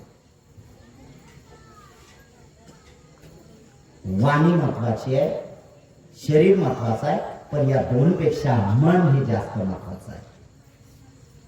म्हणून बुद्ध म्हणतात की मनावर किती संयम ठेवावा लागेल. मनातूनच सगळ्या दुःखाच्या गोष्टी निर्माण होतात आणि मनातूनच सुखाच्या निर्माण होतात. मनोपोपगमा धम्मा मनोसेठा मनोमया मनसा संपदुःखेन विभासति वा करोति वा तपोनं दुःखं सममन्ति दुःखं वा वहतोपदम्. मनच कारणीभूत आहे, मनच दुःखाला कारणीभूत आहे. कसं मानतंय मन? बहिणाबाई चौधरीने सुद्धा अडाणी असून सुद्धा मनावर लिहिलं विचारले. मन वढाय वढाय जसं उभ्या पिकात लढोय, किती हाकावं हाकावं तरी जाईल पिकावं. त्या गायला किती आवड झाला, त्याचे पाय बांधा, त्याच्या गळ्यात लाकूड बांधा, हिरव्यावर जाईल ना ते, हिरव्यावर. तसंच माणसाचं मन किती बंदिस्त, तुम्ही घरात बांधून ठेवलं, घरात बनवा मन. मनाचा वेग सगळ्यात जास्त वेग आहे. विमानाचा वेग तेवढा नाही तेवढा मनाचा वेग आहे. विमानात जायचं असेल तर ताशी एका तासाला 250 ते 350 किलोमीटर जाऊ शकते एका तासात, 1.5 तासात. जवळजवळ 900 किलोमीटर मुंबई ते नागपूर 900 किलोमीटर आहे, 1.5 तास लागतात त्याला विमानाला जायला. मनाचा वेग किती आहे? इथं बसून आहेत आपण, गेलं ना मन नागपूरला, शकत नाही यायला. किती मनाचा पावर आहे? घर बसल्या काम असलं याला आवड घालावं लागेल. जोपर्यंत मनावर आवड घालत नाही तोपर्यंत साध्य होत नाही. मग किती काय केलं तरी ह्या सगळ्या गोष्टी मनाच्या संयमीतल्या गोष्टी आहेत. बुद्धाने हेच तर शिकवलं. आणि मग जोपर्यंत मनावर जो संयम करत नाही तोपर्यंत चालणी लागत नाही. आणि एकदा का मनावर संयम केला की चालण्या लावलाय, अधिक गैरायची चालणी, अधिक गैरायची. जर असं करता करता जर तो मृत्यू पावला, आणि मृत्यू पावला तर नक्कीच त्याची सद्गती होईल आणि तो मनुष्य लोकांमध्ये पुन्हा जन्म येईल. किंवा त्याच्या लोकात त्याला जर जन्म घ्यायचा असेल देव लोकांमध्ये तर देव लोकांमध्ये जन्म घेईल. पण देव लोकही मरतात बरं, देव लोकही मरतात. आणि काही काही देवांना तर आपल्या पुत्रानेच मारून टाकलं है ना. काही देवांना कोणी मारलं माहित आहे आपल्याला, मी उल्लेख करणार नाही. तर देवाने मारलं. जर सांगा जगाचा सृष्टी करताय आणि त्याच्या लेखाने त्याला खतम करून टाकलं म्हणजे श्रेष्ठ कोण आहे मग? तो का त्याचा पोरगा? हा विचार केला पाहिजे ना. बुद्धाने तर असं काहीच केलं नाही ना. अरे जो होता त्यालाही सुद्धा मुक्तीच्या मार्गाला लावलं, जन्म मरणाच्या चक्रातून त्यालाही मुक्त करून टाकलं. चांग नाही करायचंय. अरे या जंगलामध्ये काही नाही, बस अरे जन्माला आलो, मनुष्याचा जन्म प्राप्त झाला. आपण बुद्धिवंत प्राणी आहोत आणि बुद्धिवंत प्राण्यांचं पहिल्यांदा लक्षण आहे की वर्तमान काळामध्ये सुखाने जीवन जगणे. जे जे प्रापंचिक लोक आहेत त्या प्रापंचिक जीवन जगणाऱ्या लोकांनी सुखाने जीवन जगलं पाहिजे, याचा सराव केला पाहिजे. यासाठी पहिल्यांदा आपल्याला शील मार्गाचा अभ्यास करणं गरजेचं आहे. तुम्ही चालण्या लावा. आपल्याला बुद्ध नाही जन्माला यायचं आहे. 1 कल्प असे किती झाले? 1,00,000 कल्प झाले आणि असंख्य झाले. त्याला विचारू नका. बुद्धाची चाळणी असंख्यपर्यंत येते. बुद्ध प्राप्त होतात. सहजासहजी बुद्ध जन्माला येत नाही, त्यांना एवढा काळ लागतो. आणि त्यांना एवढा काळ लागतो तर त्यांची जी मुक्ती मिळवण्याची जी काही पद्धती आहे, म्हणजे आपण आपल्या भाषेमध्ये इंग्रजीमध्ये म्हणायचं आहे, त्यांची जे मुक्ती मिळवण्याची जे टेक्निक आहे, ते टेक्निक बुद्धाने आपल्याला शिकवली. आणि बुद्ध म्हणतात हे टेक्निक तुम्ही आपल्या जीवनामध्ये उतरावा. या टेक्निकचा जसाचा तसा अभ्यास करा. तुमच्या मनाने जर टेक्निक मध्ये जर काही केलं तर ते सगळं होईल. म्हणून तुकोबाराया म्हणतात, ठेविले अनंती तैसीची रावे, चित्ती असू द्यावे समाधान. या शरीर आहे हे ठेवलं तसंच आहे, याच्यात काय बिघड वापरू नका. हे शरीर ढाचा आहे ना, हा ढाचा शरीराचा ढाचा जो आहे तसाच आहे माणसाचा आहे ना. हा याला बिघड वाका नाही करायचं. ठेविले अनंती तैसीची रावे, हे याला काही बिघड करायची नाही. शांत राहायचं, फक्त बघायचं याच्यात बिघड वाकड जर करत असाल, कोणी काय करत असेल, तंबाखू खात असेल, सिगारेट पेत असेल है ना, दारू पेत असेल, गांजा फुकत असेल, काय करायचं? भलाय तुम्ही देवाचं नाव घेऊन म्हणत की नाही आमच्या धर्मात हे चालतात, पागलपणा आहे, तो मूर्खपणा आहे, शुद्ध मूर्खपणा आहे. हे त्याने काही होत नाहीये. अरे शरीर तुझं खराब होत चाललं, कॅन्सर झाला ना तर तिथं आहे त्या, अरे मुक्तीच्या मार्गाच्या जवळ जाता. कॅन्सर जर झाला तर त्याच्यातच जीव उतर आहे तुझा. मुक्ती तर लांबची आहे, करावं लागेल नाही सगळ्या गोष्टी करावं. आणि म्हणून हे करत असताना लेकराला काय शिकवता त्याच्यापेक्षा मायबाप काय करतात त्याला महत्व देणं गरजेचं आहे. कारण हा मार्ग आपल्याला समजून घेणं गरजेचं आहे. तुम्ही धर्माचं अंग काय शिकवतात त्याला घेणं देणं नाही आहे. तसंही लेकरू, मुलगा किंवा मुलगी हे तर मायबापाची झेरॉक्स आहे ना. झेरॉक्स आहे की मायबापाची झेरॉक्स आहे ना. तुम्हाला जर लेकरू जन्माला आल्यानंतर 12 दिवसानंतर तुम्ही त्या लेकराला बघायला जाता का नाही? हातावर घेताना मावल्यानं तुमचा विषय आहे, आता यांचा विषय नाही, पुरुषांचा तुमचा आहे. 12 दिवसानं तुम्ही त्या लेकराला घेता का नाही हातावर घेतल्यानंतर खालून वरून काय बघता तुम्ही? सांगा काय बघता? काय बघता? काय का बघतच नाही तुम्ही? हा पाहता काय तुम्ही? काय पाहता? त्या लेकराला खालून वर बघता. आणि मग तुम्ही तुमच्या नाही वर त्याचं नाक त्याच्या आजीसारखं आहे, नाही वर मायसारखं नाक आहे, बापासारखे पाय आहेत. अरे मायसारखं नाक आणि बापासारखं पाय हजार त्यांची प्रिंट आहे ना, ती ट्रू कॉफी आहे ना ती. ते तसंच जसं आहे तसं जग पाहिजे ना. मग हे जर लक्षणाच्या नुसार कसं येते तर विकृती येणार नाही का त्या लेकरांमध्ये? तुम्ही बोलता काय सगळं टिपणं करते ना ते. तुम्ही जे बोलत असाल ना, म्हणून माझं पुन्हा एक सांगणं आहे, लेकराच्या समोर जाणीवपूर्वक मी शिकवतो, हे जाणीवपूर्वक हे सांगतो, लेकराच्या समोर नवरा बायकोनी मस्करी करू नका. लय भयानक काम नाही.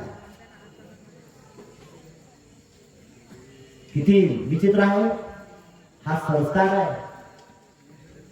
आणि एकदा का लेकरांनी ते टेप केलं ना, ते डिलीट नाही होत, ते इरेज नाही करत. ते फाईल डाउनलोड झाली, त्याची बटन दाबलं क्लिक झालं की ते फाईल ओपनच होते. त्याचे एक उदाहरण म्हणून फाईल कशी ओपन होते ते सांगतो. तुम्ही सगळेच पुरुष महिला सगळेच, तुम्ही ज्या वेळेस लहान लहान फोत्र होते, म्हणजे एका एका वर्षाचे 1.5 वर्षाचे लेकर होते तुम्ही, आणि तुम्ही लय तुमच्या आई वडिलांच्या समोर एवढं काय तगाला लावत होते, रडत होते. संध्याकाळच्या वेळेस तुम्हाला जे पाहिजे होतं, संध्याकाळच्या वेळेस ते जर तुम्हाला भेटलं नाही की तुमची आई हळूच म्हणत होती किंवा तुमचा बाप हळूच म्हणत होता, बाबू रात्री रडत नसतात, बांगूर बुवा येते. काय म्हणता तुम्ही? खरंच सांगा बांगूर बुवा तुम्ही एवढ्या वर्षाचे झाले पाहिला का? बरं तुमच्या बापाने पाहिला का? तुमच्या बापाच्या बापाने पाहिला का? फाईल डाउनलोड केली त्याने. तुम्ही जशी फाईल डाउनलोड केली ना तशी. आणि मग तुम्ही जर तेच फाईल त्याच्या समोर टाकत असाल की बांगुल बुवा येते, बांगुल बुवा नाही, त्याला नंतर समज येते की बांगुल बुवा तर काय नाही, पण फाईल तर डाउनलोड केलेली आहे ना. ओपन केलं की डायरेक्ट बांगुल बुवा. शांत करणार. शिकवतो काय आपण, शिकवतो काय याच्यावर नका. काय धर्मामध्ये, तुमच्या धर्मामध्ये, तुमच्या ग्रंथामध्ये लय चांगला आहे, लय चांगला आहे. कोणा धर्मावर वाईट सांगायचं आहे? कोणा धर्मावर वाईट सांगायचं आहे? अरे सगळ्या धर्माचा अभ्यास करत असताना सगळ्याच धर्मात चांगलं सांगलाय. ग्रंथामध्ये सगळंच चांगलं आहे, पण माणसात चांगलं नाही, त्याला काय म्हणायचं? माणसात चांगलं ग्रंथात आहे, पुस्तकात चांगलं आहे, माणसात नाही. तुम्ही कोण्या धर्माच्या याला किंमत नाही. तुम्ही माणसं आहेत, आणि जर त्या माणसं आहेत आणि जर तुम्ही माणसं असून जर चांगले, आणि जो धर्म तुम्ही स्वीकारणार त्याचं त्यानंतर होईल की तो तुमच्यावर आता धर्म मोठा होण्याचं काम आहे. आता चित्र बदललं. धर्म माणसासाठी ते माणसं धर्मासाठी. आलं लक्षात? धर्म माणसासाठी की माणसं धर्मासाठी. पूर्वी असं होतं की धर्म माणसासाठी होते, आता माणसं धर्मासाठी झाले. पूर्वी लोक म्हणजे माणसाला धर्म पाहिजे होता, माणसाला धर्म पाहिजे होता. आता तसं राहिलं नाही. आता धर्माला माणसं पाहिजे. ज्याचा जसा धर्म, ज्याचा जसा स्वभाव तसा त्याचा धर्म. तुम्ही जर तुम्ही राग जर मांडत असाल, तुमच्या चित्तामध्ये राग असेल तर तुमचा धर्म रागाचा आहे. तुम्ही भांडत असाल तर तुमचा धर्म भांडखोरी आहे. तुम्ही जर शिव्या देत असाल तर तुमचा धर्म शिव्याचा आहे. तुम्ही जर अपप्रचार करत असाल तर तुमचा धर्म अपप्रचाराचा आहे. तुम्ही बौद्ध नाही आहे, तुम्ही हिंदू नाही आहे, तुम्ही ख्रिश्चन नाही आहे, तुम्ही मुसलमान नाही आहे. तुम्ही माणसं आहात, आणि माणसं बनणं पहिलं कठीण आहे. माणसं बनायचं असेल तर तुम्हाला सुखाने जीवन जगता आलं पाहिजे, तरच. म्हणून माणसाचा जन्म खूप कठीण आहे. माणसाचं जीवन जगायचं असेल तर या 5 गोष्टींचं नियोजन करा. आपलं स्वतःचं वैयक्तिक जीवन दुरुस्त करा. लेकराला शिकवण्याच्या अगोदर तुम्ही शिका, म्हणजे ऑटोमॅटिक लेकरं शिकतील. कारण कृती महत्वाची आहे. तुमचं अनुकरण तुमचे लेकरं करतात, आणि लेकरांनी तुमचं अनुकरण केलं पाहिजे, आणि त्यांनी लेकरांमध्ये सांगितलं पाहिजे, त्याने जगामध्ये सांगितलं पाहिजे की माझे माय बाप. आज मात्र तसं होताना दिसत नाहीये. काही काही बावले माणसं मी पाहिले, मूर्ख माणसं म्हणावं, बापाही बसतो लेकराही बसतो प्यायला. काय सांगू, जन्म दिला की काय केलं रे राजा, किती वाईट परिस्थिती आहे. तरी म्हणतो मी अमुक धर्मातला आहे, तरी म्हणतो माझा धर्म लय चांगला आहे. अरे तुझा धर्म चांगला आहे राजा, तू नाहीस ना चांगला. चांगलं बनायचं असेल तर माणसं बना, आणि माणसं बनल्यानंतर मग नंतर चॉईस करा. पहिल्यांदा तुम्हाला हे करायचं असेल तर त्यासाठी माणसं बनणं खूप कठीण आहे, आणि माणसाचाच मार्ग हा माणसाचाच मानव धर्म आहे. हा मानव धर्म टिकवा आणि जगातलं युद्ध टाळा, यासाठीच हे महत्वाचं शिबिर होतं. शिबिर आहे, अजूनही काहीतरी शिल्लक दिवस राहिले, 4-5 दिवस शिल्लक राहिले. 4-5 दिवसामध्ये आपल्याला तुमचा आपला करार एवढा फक्त आहे. याच्यानंतर एक दुसरी अत्यंत महत्वाची जे आयोजक आहे, मी त्या गोष्टीचा लय स्ट्रिक आहे. मी वेळेला खूप महत्व देतो. एक गोष्ट मी खूप वेळेला महत्व, मला जर उद्या वेळ जर झाला तर मी उद्या प्रवचन करणार नाही. हे काळ्या दगडावरची रेष आहे असं समजा. आयोजकाला मी साधूपूर्वक सांगतो, सगळ्या गावाचं नुकसान करून घ्यायचं नसेल तर मी ते सांगतो. काही गोष्टी मी पाळतो म्हणजे पाळतो. मला वेळेचं भान महत्वाचं आहे. दुसरी एक महत्वाची गोष्ट, माझं प्रवचन सुरू असताना आजूबाजूला गडबड नसता कामा नये. ज्या वेळेस मला गडबड दिसली, माझ्या कानावर लोकांचे आवाज आले, त्याच ठिकाणी मी माईक बंद करेल, गाडी सुरू करेल, निघून जाईल. ह्या 2 गोष्टी मला महत्वाच्या आहेत. कारण लोक येतात लोकांचं चित्त शांत करण्यासाठी, लोकांना सुख शांतीचा मार्ग. तुम्ही बडबड करून मूर्खापणा करू नका. यासाठी हे आम्ही रिकामे धंदे करत नाही, याची जाणीव ठेवा. या गोष्टीचं सहकार्य करा. राहिले आपले फक्त 4-5 दिवस. या 4-5 दिवसांमध्ये कधी दिवस निघून गेले काय कळतही नाही. उद्याचे असेही दिवस देऊन नाही. चांगले दिवस लवकर निघून जातात, दुःखाचे दिवस दिवस संपत नाही. यासाठी, कारण दुःखच आपण जन्माला घालत असतो. दुःख चांगलं ऐकण्यासाठी तुमचा किती वेळ गेला काय कळत नाही. मलाही सांगताना किती लवकर वेळ निघून गेला माहित आहे ना. 40 झाले, 8:40 झाले, कधी समजलंही नाही. तुम्हालाही समजलं नाही, मलाही समजलं नाही. हा एक महत्वाचा भाग आहे, हे समजून घ्या आणि त्यानुसार जीवन जगण्याचा प्रयत्न करा. हे खूप महत्वाचं होते आणि त्यासाठी प्रयत्न करा. मला ऐकून घेतलं त्याबद्दल तुमच्या प्रती आणि तुमच्या कुटुंबियाच्या प्रती मंगल कामना करतो. या गावात जेवढ्या जाती धर्म पंथाचे वर्णाचे विधाचे लोक आहेत, सगळ्यांच्या प्रती आणि त्यांच्या कुटुंबियाच्या प्रती मंगल कामना करतो. आपल्या सगळ्यांचं खूप मंगळ हो, खूप कल्याण हो, खूप सुखी हो, सगळ्यांचं खूप भलं हो, भलं. चला संघाने मुलगा बसा. बरं 3